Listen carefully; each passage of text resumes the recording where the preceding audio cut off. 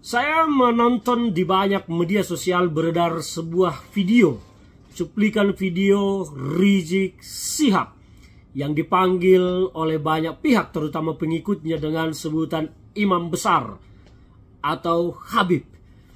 Potongan cuplikan video tersebut sebuah nyanyian yang menggambarkan menggelorakan semangat perlawanan untuk mengganyang Fufu Fafa. Meskipun Rizik Syihab tidak berani berbicara tentang siapa Fufu Fafa tersebut, tetapi hanya bicara tentang Fufu Fafa semata tanpa berani menyebut siapa sesungguhnya orang asli dari pemilik Fufu Fafa tersebut. Tetapi semua publik sekarang tahu siapa Fufu Fafa yang dimaksud. Tanpa menyebut nama, imajinasi publik telah langsung tersimpulkan tentang siapa Fufu Fafa.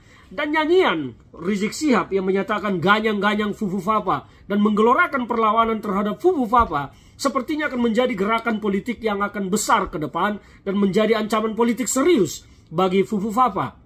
Dan kalau memang benar itu adalah Gibran, maka Gibran harus bersiap menghadapi gerakan politik dari kelompok Rizik Syihab yang selama ini dikenal publik adalah pentolan FPI yang dibubarkan oleh Perpu Ormas yang dikeluarkan Pak Jokowi pada waktu itu. Dan ini tentu akan membawa dendam tersendiri bagi Rizik Syihab yang mana organisasinya FPI dibubarkan oleh Jokowi. Maka genderang perlawanan tentu akan ditabuh oleh Jokowi oleh Rizik Syihab setelah Jokowi lengser balas dendam atas pembubaran FPI. Rizik Syihab juga kita kenal sebagai pentolan, selain pentolan FPI juga adalah pentolan gerakan 212 yang pernah memecahkan rekor gerakan massa di Jakarta, bahkan di Indonesia, yang dihadiri jutaan massa ketika itu terjadi pada Pilkada DKI Jakarta yang sangat brutal dengan politik identitasnya. Selain itu juga Rizik Syihab ini terkenal adalah sosok yang kontroversial dan beberapa kali harus menghadapi proses hukum. Selain kontroversial dalam hal intoleransi dan radikalisme, Rizik Syihab juga pernah menyatakan mendukung ISIS dan lain-lain gerakan yang dilakukan oleh Al-Qaeda, sekelompok teroris internasional. Maka menurut saya, apa yang disampaikan oleh Rizik Syihab tidaklah sekedar hanya ocehan belaka.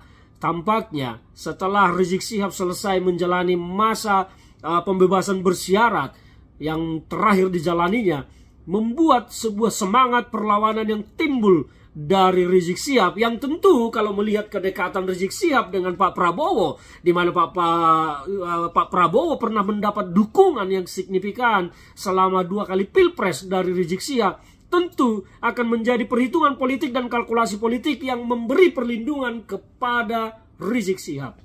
Semua juga publik melihat bagaimana terakhir foto beredar pertemuan antara Bung Dasko dan Habibur Rahman, pentolan Partai Gerindra, yang bertemu dengan Rizik Syihab. Dan itu bukan sekedar pertemuan biasa, pasti ada kandungan politik di sana yang tersusun dan dirancang untuk melindungi kekuasaan Pak Prabowo dari kelompok-kelompok yang sempat membenci Pak Prabowo karena kemudian berkoalisi dengan Jokowi. Dan ini akan semakin seru. Saya melihat ada unsur balas dendam yang akan dibawa oleh Rizik Syihab untuk menghajar balik perlakuan yang diterimanya ketika Jokowi berkuasa.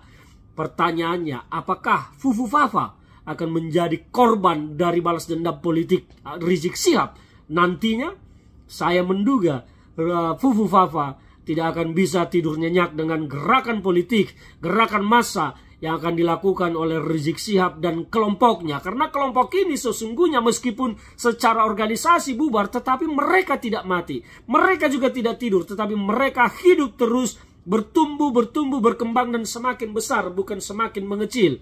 Jokowi hanya membubarkan administrasinya, tetapi tidak membubarkan organisasi ini dari kekuatannya.